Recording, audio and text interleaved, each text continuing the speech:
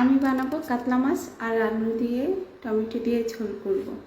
তো সেজন্য আমি নিয়েছি 2 পিস কাতলা মাছ, লবণ হলুদ দিয়ে একটু মাখিয়ে নিয়েছি।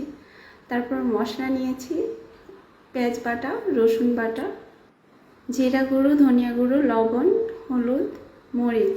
এগুলো আমি ভালোভাবে মিক্স করে নিব পানি দিয়ে মিক্স করার পরে আমি এটা রেখে দিছি সাইডে। তারপরে আমি চলে আসছি আলু ভাজার জন্য।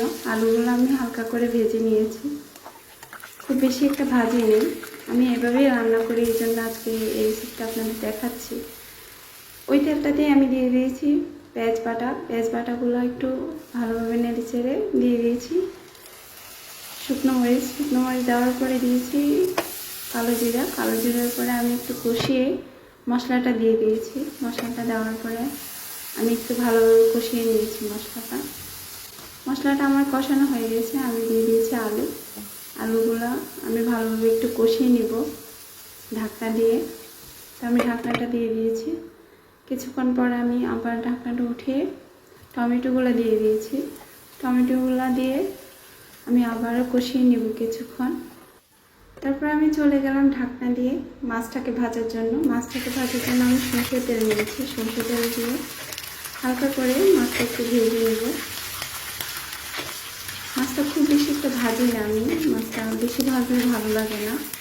তো আমি মাছটা ভাজা শেষ, আমি মাছটা উঠিয়ে নিয়েছি। তো আবার আমি তরকারিতে চলে যাব।